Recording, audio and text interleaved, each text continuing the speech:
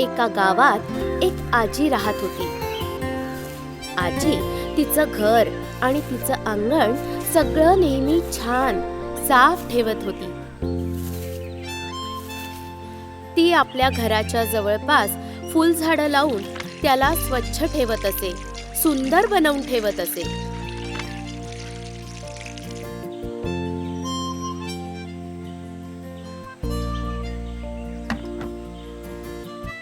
आजी या पक्ष्यांना आणि झाडांना खूप प्रेम करत होती आणि जवळच्या झाडावर बसलेल्या कावळ्यांना ती नेहमी रागवायची, हाकलून लावायची. शी, मला या कावळ्यांनी थकवलं. तुम्ही जेव्हा यांना बघाल चिडच येईल. जा कावळ्या, उडून जा, जा, त्रासवून टाकलाय.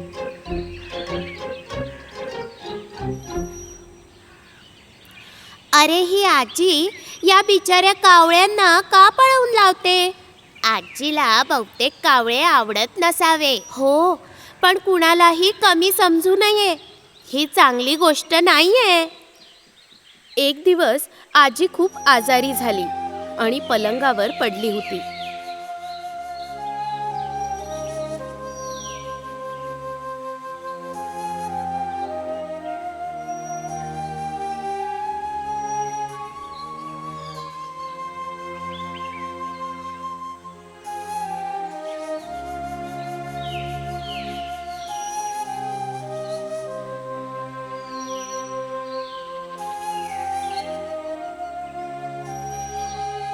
खोलीत आपल्या पलंगावर बसलेली आजी आपल्या अंगणात पडलेल्या कचऱ्याला बघून दुःखी होते. अरे बापरे, माझं घर आणि माझं अंगण किती घाण झालंय.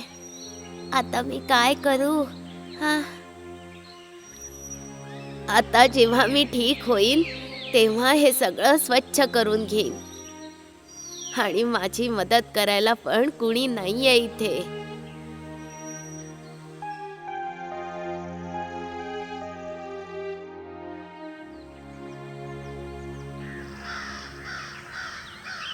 घराच्या अंगणातील झाडावर नेहमी बसणाऱ्या कावळ्यांनी आजीचं घर आणि परिसर बघितला, जो खूप घाण झाला होता.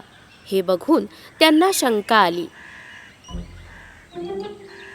आजी इथे नाहीये. आजीला काय झालं? आज अंगण पण साफ नाहीये. बरोबर म्हटलंस, आजी नेहमी स्वच्छ ठेवते. काय माहित आज काय झालं? ती आजारी आहे की काही झालंय? आजी कुठे गेली आहे का? मग आपण सगळे मिळून साफ करायचं का? आपण असं करू शकतो? आपण जर असं करू तर आजीला आवडेल का? आपल्याला तर नेहमी रागवते ती. अच्छा, आजीने असा विचार तर केलाच नसेल ना. चला तर मग आपण मिळून अंगण स्वच्छ करूया.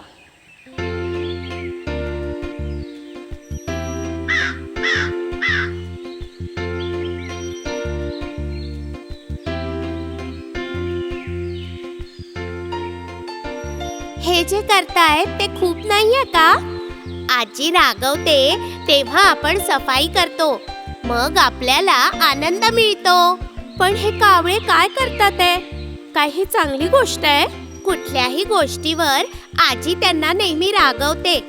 हे रागवणं त्यांना आवडतं का? चल त्यांना विचारू मित्रा. ठीक आहे, चला पाहू. कावळे, आजी आपल्या घरच्या खिडकीतून स्वच्छ झालेलं अंगण पाहून विचार करते की आपण उगाच कावळ्यांना रागवत होतो. अरे देवा, या बिचाऱ्या कावळ्यांना मी किती रागवत होते, पळवत होते. या ओरडणाऱ्या कावळ्यांजवळ इतकं चांगलं हृदय असतं हे तर मला माहितीच नव्हतं.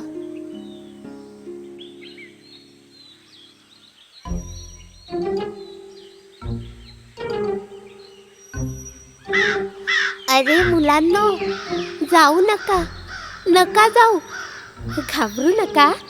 आता मी तुम्हाला काही करणार नाही. काय तुम्ही हे पाहिलं? हा मालपुआ आहे. हा तुमच्यासाठी आहे. चला या, हे सगळं तुमच्यासाठी आहे. पोटभर खा. या या मुलांनो, या. आजीने कावळ्यांना तुपातला मालपुआ खायला दिला आणि ते सगळे खुश होऊन मालपुआ खात होते. आणि तेव्हा आजी आणि कावळ्यांमध्ये मैत्री झाली. आता आजी त्यांच्यासाठी जेवण बनवायची आणि ते प्रेमाने खायला यायचे.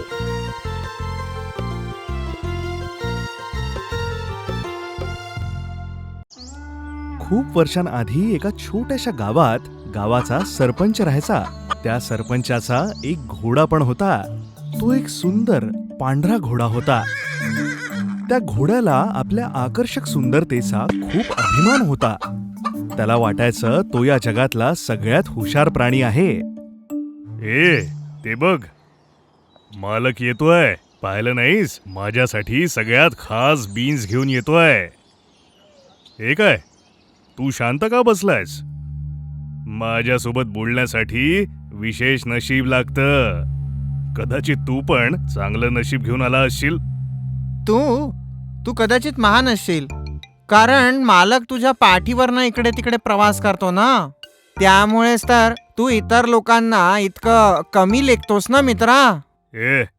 मी तुझ्यासारखा नाहीये. राजघराण्याचं रक्त आहे. त्यामुळे माझ्याशी बोलताना मान देऊन बोल. मी काही तुझा मित्र वगैरे नाहीये.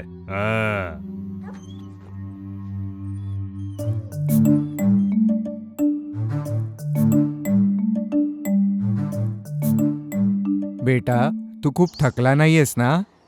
आपल्याला आज कुठेतरी जायचंय बरं का. तू पटापट जेवून घे. मी तयार होऊन लगेच येतो बघ. बघितलंस, माझ्यावर किती प्रेम करतात आणि मला किती मान देतात ते. त्यांनी तर तुमच्याकडे बघितलं सुद्धा नाही. घोडे दादा, खरंय हे. तू खरंच खूप महान आहेस. मला पण तुझा खूप आदर आहे. हेच तुझ्यासाठी बरं राहील. तू या उद्धटपणाचा सन्मान का बरं करतेस? तो एक तुझ्यासारखाच दुसरा जीव आहे. अरे, त्याच्याकडे शिंग नाही आहेत, पण त्याला वाटतं की आहेत त्याच्याकडे. ते बदलायला हवं. ऐक, तू पण थोडंसं घे. घोडे दादा, तुला माहितीये, लोक पण तुझा खूप आदर करतात. तुझी ऐट, सुंदरता, भव्यता, अगदी राजासारखं. काय तो थाट, काय ती सुंदरता. हीच घोड्यासाठी खूप अभिमानाची गोष्ट होती. कोंबडीची गोष्ट ऐकून घोड्याचा व्यवहारच बदलून गेला.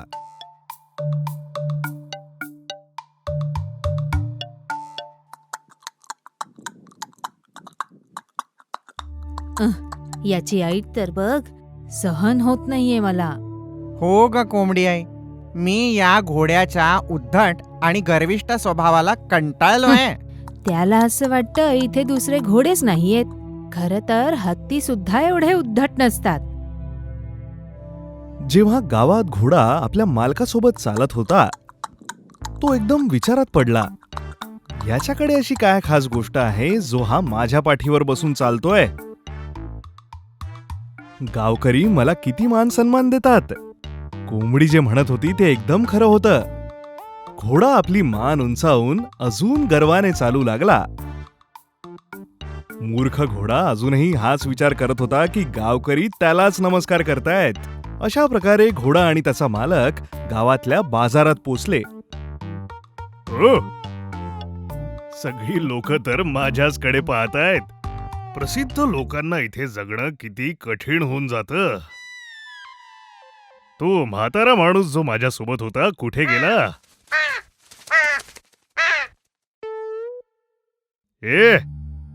घाणेरडा पक्षी, माझ्या चमकत्या शरीराला खराब न करता इथून निघून जा. आई, अरे तुझ्यात तर किती अहंकार आहे. हे सांगणारा तू कोण आहेस?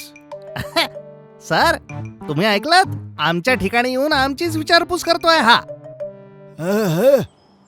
तू तर इथे नवीन दिसतोयस. आम्ही इथलेच रहिवासी आहोत. ठीक आहे, तशी आम्हाला एक गोष्ट सांग, तू कोण आहेस? मी राजपरिवारातला आहे. माझ्या पाठीवर बसायला तुमच्यात काहीतरी खास हवं. आमचा जन्म जरी कुठेही झाला असो, आहोत तर आम्ही 4 पायांचे जनावर. तुझ्यातही इतका अहंकार आहे. तुला माहिती आहे, मी जेव्हा गावातून जातो तेव्हा लोक माथा टेकवतात आणि माझ्यासाठी जागा बनवतात. मी तर काहीच म्हणत नाहीये, पण एक गोष्ट सांगतो, हा गर्व जास्त दिवस टिकणार नाही. चालला जा. आता माझी निघायची वेळ झाली आहे. गर्व करा की तुम्ही मला भेटू शकलात आणि माझ्याशी बोलू शकलात. मी तर तुला पाहून घेईन. शे, सोडा याला आणि चला सर.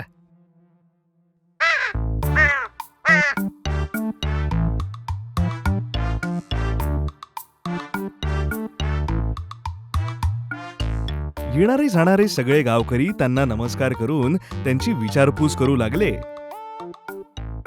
घोडा आपल्या मानेनीच आणि आवाजाने त्यांना उत्तरही देऊ लागला. इथे मला पसंत करणारे किती लोक आहेत. मी या म्हाताऱ्या माणसाला विचारून त्या अहंकारी कुत्र्याला घरी माझा बॉडीगार्ड बनवून टाकतो. वेळ येऊ द्या. लवकर चल. तू माझ्यावर राज करणार, अहंकारी कुठला? जसं मी तुला माझ्या पाठीवर बसवला हे तुझ्यासाठी खूप नाहीये.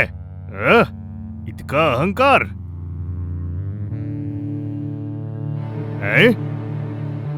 तू मला मारतोयस? तुला माहित नाही मी कोण आहे? पूर्ण गाव माझ्या पुढे माथा टेकवतो. आता माझी शक्ती दाखवण्याची वेळ आली आहे. अरे बापरे, ऐक, तुला काय झालं नक्की? तू मला का दुखवतोयस? अरे वाचवा. अरे अरे अरे अरे अरे मला का मारतात? अरे मी तुमच्याच पसंतीचा घोडा आहे. राजघराण्याचं रक्त आहे. अरे बिचारा घोडा. लोक घोड्याची भाषा तर समजू शकत नाही. गाववाल्यांना वाटलं की या घोड्याचं ओरडणं खूप धोकादायक आहे, म्हणून ते त्याला मारून मारून जंगलात पाठवून देतात. हे सगळं होण्यामागचं कारण फक्त त्याचा अहंकार आहे हे समजून तो घोडा गावी कधीच परत नाही आला.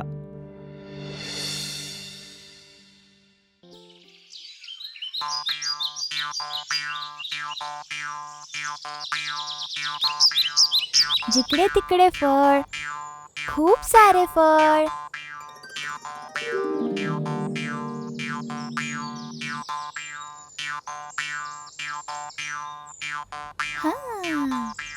अरे वा, हे फळं खाण्यात किती मजा येईल ना. हे सगळे फळं पाहून तर माझ्या तोंडात पाणीच सुटलंय. खारुताई, तू तर नशीबवानच आहेस ना की इतके सुंदर फळं तुला खायला मिळतात. किती चविष्ट असतील ना ते. ए खारुताई, थोडे फळं मला इकडे खाली देशील का? हे सगळे फळं ससा नाही खाऊ शकत. हाच जंगलाचा कायदा आहे. तू फक्त इतकं बघ की जंगलात कुठे गाजर मिळतंय का. अरे खारुताई, एकही फळ तू मला दिलं नाहीस ना. मला मिळेलच ग फळ, पण आता तू मागितल्यावर मी नाही देणार तुला.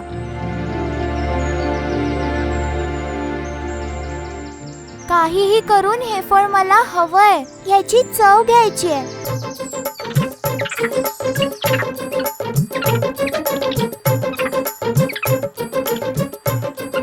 बंदर दादा, मला पण थोडे फळ देशील का?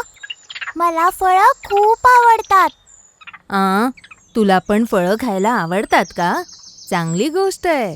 पण मग तू स्वतः झाडावर चढ आणि मग फळ खा. अरे शशा दादा, तू तर खूप तंदुरुस्त आहे ना, मग कशाला मागतोय? झाडावर चढून तोडून खाऊन घे. चांगला धावणारा आहेस ना, मग धावूनच चढून बघ ना झाडावर. सगळे फळं खातात, फक्त मीच फळं नाही खाऊ शकत. मागितल्यावर कोणी मला देत पण नाही.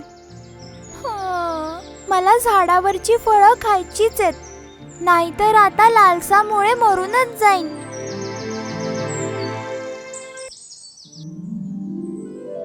त्यांनी म्हटल्याप्रमाणे मी झाडावर चढूनच बघतो. वरती पोचून फळं खाऊ शकेन ना.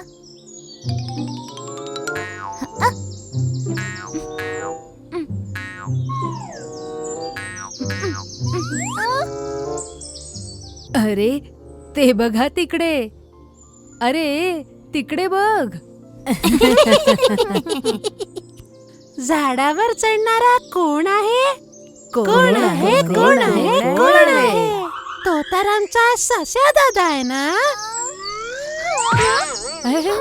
झाडावर चढणारा ससा झाडावरून पडला. कसा पडला? उलटून पडला.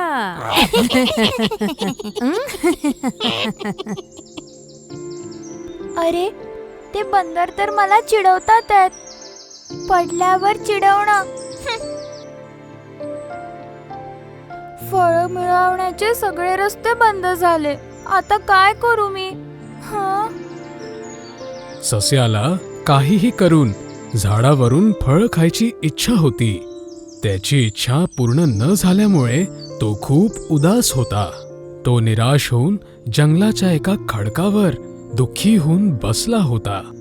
बऱ्याच वेळाने त्या रस्त्यावरून एक संन्यासी आले.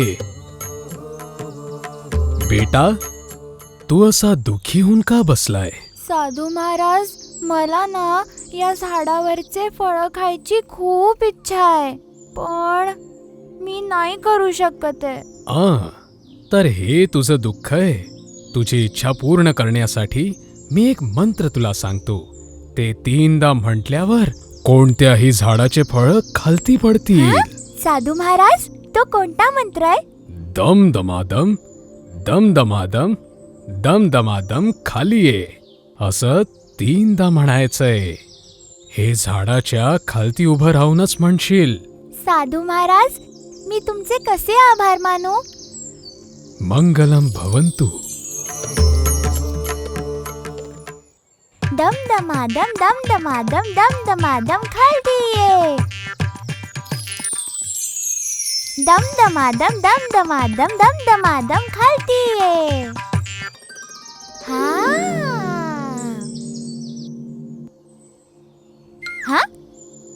हा हा ये. हा, हे किती गोड आहे. मस्तच.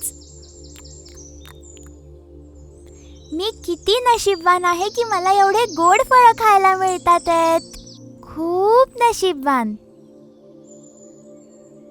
आता त्या झाडावरचे काही फळं खाईल. दम दमादम, दम दमादम, दम दमादम खालती ये.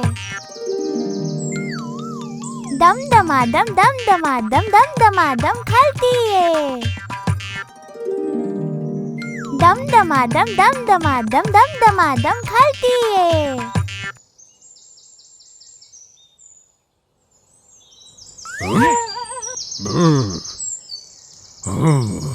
झाडावरून मला खालती कोणी पाडलंय? तो तू आहे का, बदमाश ससा? तूच मला खालती पाडलंस ना. तुला मी आता नाही सोडणार. बाप रे, मला नको मारू. मी सगळं सांगतो तुला. काय झालं होतं लवकर सांग. लवकर, नाहीतर मी तुला. मी एका साधू महाराजांनी सांगितलेला मंत्र म्हणून फळं पाडले होते आणि त्याबरोबर झाडावर बसलेला तू सुद्धा खाली पडला. मी तुला नाही पाडलं. संन्यासीने तुला एक मंत्र सांगितला? मग तर तो मंत्र मलाही ऐकवू, नाहीतर मी तुला संपवून मला टाकेन. नको मारूस. ऐक, मी तुला तो मंत्र आत्ता सांगतो. असं सरळ सरळ बोल, नाहीतर तू जिवंत नाही वाचणार. ह्याला मंत्र सांगितल्याशिवाय दुसरा कोणता पर्याय नाही. ह्याला काहीही करून दूर करायचंय, नाहीतर हा माझ्याकरता संकट ठरू शकतो.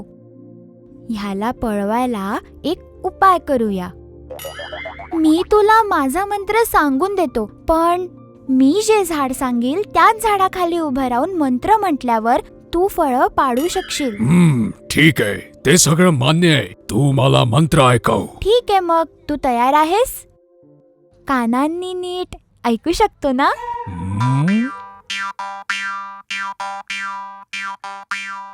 दम दमादम दम दमादम दम दमादम खालती ये.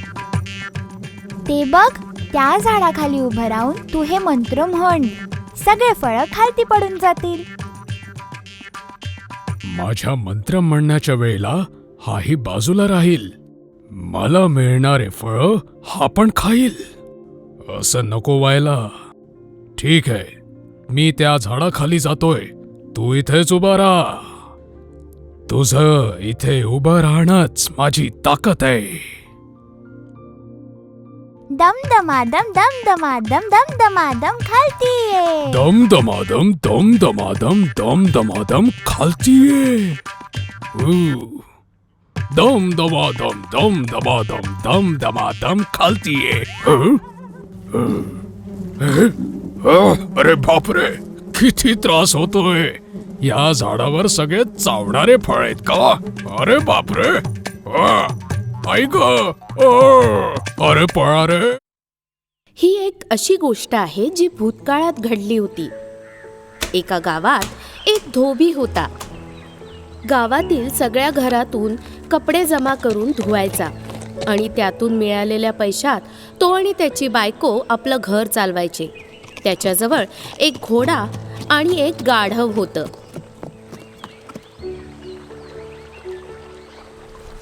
आपल्याजवळ एक गाढव आणि घोडा आहे. किती छान वाटतं ना? हो, ते तर आहेच. जर ते नसते तर तुम्हाला ते कपडे न्यावे लागले असते. घोडा असल्यामुळे आपण दूरदूरपर्यंत यात्रा करू शकतो. हे तर खरं आहे. घोडा आणि गाढव एकाच गोठ्यात राहायचे. पण घोडा गाढवाला आपला मित्र समजत नव्हता. तू कसा प्राणी आहेस? तू कसाही सुंदर दिसत नाही. अरे माझ्याकडे बघ, मी किती सुंदर दिसतो. हो मित्रा, तू खरं बोलत असशील, पण मी तुझा मित्र आहे ना. शे, मी तुझा मित्र नाहीये. तुझ्या वासामुळे मला इथे उभं सुद्धा राहत नाहीये. कुरूप घाणेरड्या प्राण्या. असं नको म्हणूस मित्रा. तसंही मालकाचं सगळं काम मी एकटा करतो. आपल्या दोघांचा मालक तर एकच आहे ना. तुझं आयुष्य इतकं आरामदायी आहे. माझ्या आयुष्यात तर फक्त कष्टच कष्ट आहेत. अच्छा, हे तू का बोलतोयस? मालक सगळं सामान फक्त मलाच उचलायला लावतात. तुझ्याकडून फक्त छोटं मोठं काम करवतात. अच्छा, असं आहे का? लक्षात ठेव, मी तुझ्यापेक्षा जास्त मौल्यवान आणि किमती आहे.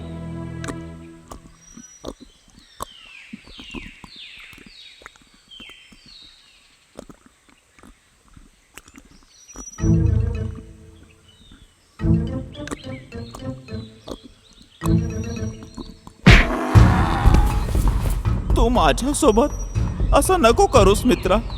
मला खूप त्रास होतोय. मी पण तर तुझ्यासारखा प्राणी आहे. तू माझ्यासारखा कधीच नाही राहू शकत. माझ्यात अधिक बुद्धी आणि ताकद आहे. तू मजुरी करणारा आणि एक मूर्ख प्राणी आहेस. तू कृपया असं नको म्हणूस मित्रा. मूर्ख गाढवा. प्रत्येक प्राण्याचं महत्व त्याच्या मूल्यावर आणि किमतीवर ठरतं. तू इतका गर्विष्ठ नको राहूस. बरेचदा गाढव आणि घोड्यामध्ये नेहमी भांडण होत असे. गाढवापेक्षा मोठा असल्याचा गर्व घोड्याला नेहमी होता. ओ, असं वाटतंय पाऊस येईल. सगळे कपडे लवकर न्यावे लागतील.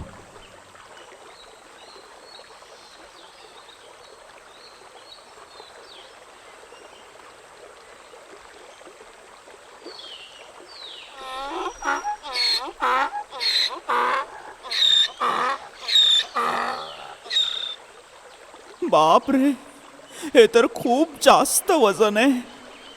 म्हणून गाढव, घोडा आणि धोबी पायीच घरी निघाले.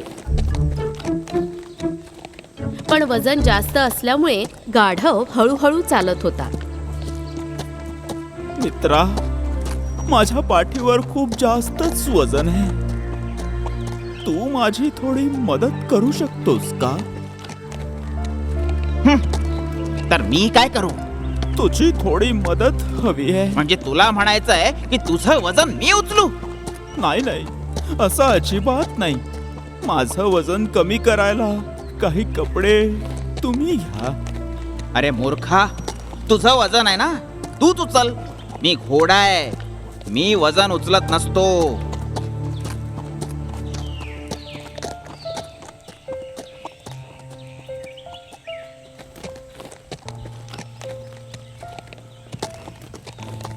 मित्रा, आता मी पडून जाईन.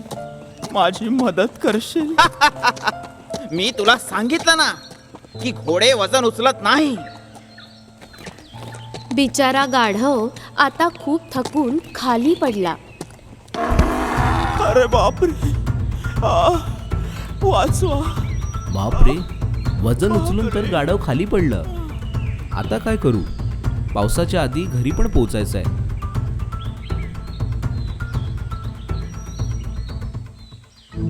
पडलेल्या गाढवावरून त्याने सर्व कपडे काढून घेतले. ओ बिचारा गाढव, याची हालत किती खराब झाली आहे. आता हा वजन नाही उचलू शकणार. हां, आता मी हे सगळे कपडे घोड्यावर ठेवून देतो. आणि नंतर धोब्याने सगळे कपडे घोड्यावर ठेवले. आणि एवढंच नाही, तर त्या गर्विष्ठ घोड्याच्या अंगावर गाढवाला सुद्धा ठेवलं. मला याचा भार उचलावा लागत आहे. याचं कारण माझा अहंकार आहे. मी जर याला मदत केली असती तर माझ्यावर ही परिस्थिती आली नसती.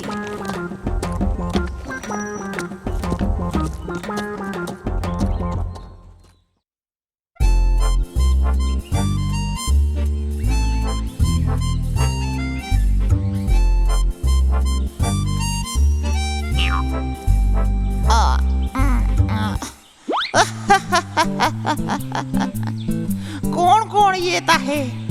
दोघं कुठे जात आहात का? मला वाटतं तुमच्या दोघांमधलं भांडण आता संपलं आहे, बरोबर? भांडण आणि आमच्यात? कोल्हा दादाला ही सगळी बकवास कुणी सांगितली? रेस मध्ये जेव्हापासून तुला कासवाने हरवलाय ना, तेव्हापासून मी त्याचा फॅन झालोय. असं होय, मला आनंद झाला. सस्या, तू ऐकलास की कोल्हा काय म्हणतोय? बघ कासव भावा, माझी एक इच्छा आहे. काय इच्छा आहे? मागच्या सारखी रेस एकदा पुन्हा झाली तर मला खूप आनंद होईल. समजलं? आता? हो, आता. तू रेस मध्ये समोर गेलास तरी कासवासोबत मी आहेच ना. जर याच्या सोबत गेलो तर एकट्यात याला चावून चावून खाऊन टाकेन. एकट्यात? एकट्यात म्हणजे एकट्यात. अरे नाही नाही, आता आम्ही तुझ्या कुठल्याच गोष्टीत फसणार नाही. कासव दादा, ही नक्की या कोल्ह्याची चाल आहे. चल आपण जाऊया. माझी चाल फसली. विचार केला होता की कासवाला खाऊया, पण काहीच झालं नाही. कासव दादा, त्या दिवशी तुझ्यासोबत शर्यत हरल्यापासून मी जंगलात तोंड दाखवायच्या लायकीचा नाही राहिलो. अच्छा, ती गोष्ट ना. ती गोष्ट फक्त जंगलातच नाही तर पूर्ण जगात प्रसिद्ध आहे. ती गोष्ट अजूनही सुपर हिट आहे. काय? माझ्यामुळे देशातल्या सर्व सशांना तू लाज दाखवलीस? तसही तुझ्यात जो काही थोडा अहंकार होता तो आता चालला गेलाय. हा, न माझ्यात काही गर्व आहे ना अहंकार.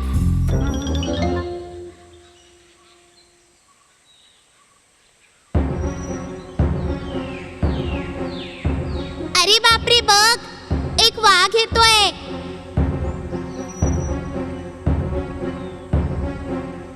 ओ, मला वाटतं वाघाने आपल्याला पाहिलंय. आता आपण काय करायचं? आपण वाघासोबत काय करू शकतो?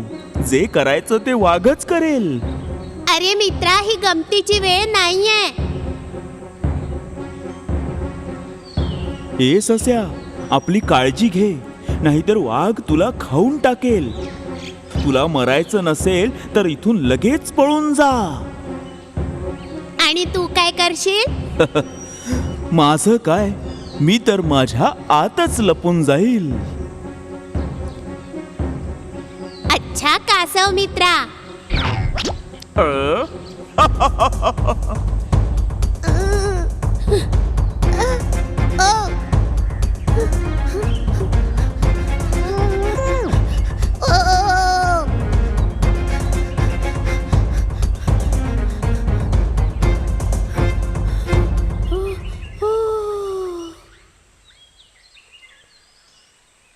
आता वाचायचा एकच मार्ग आहे.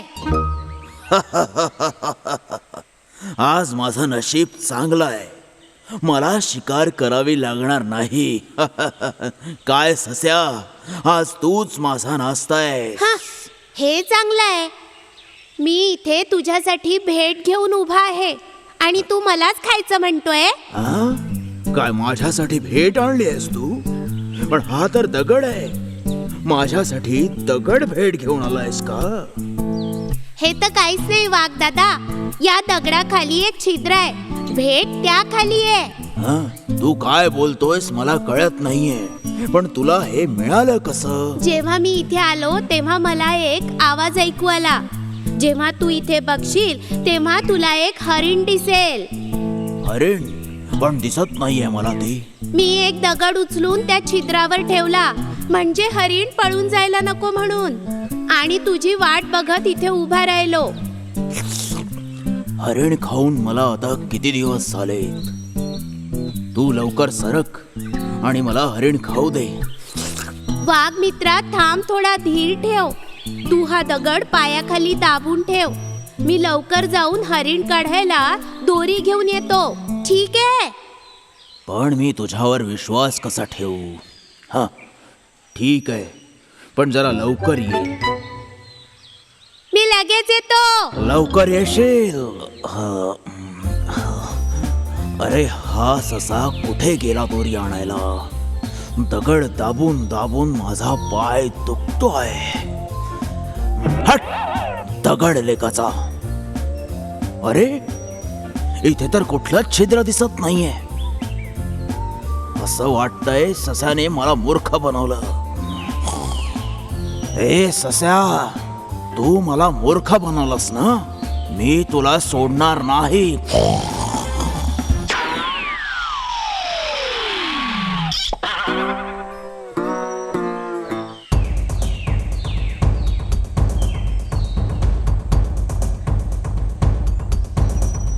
अरे माझ्या मित्रा, सरळ व्हायला माझी मदत करू शकतोस का? अजिबात करणार नाही. तू माझी मदत केली नव्हतीस ना? जेव्हा मी संकटात होतो तेव्हा तू माझी मदत नाही केलीस. आणि मी तुला मदतही केली तरी त्यानंतर आपली मैत्री राहणार नाही. मला माफ कर माझ्या मित्रा. मला खरंच माफ कर. पुन्हा असं नाही होणार. खरंच.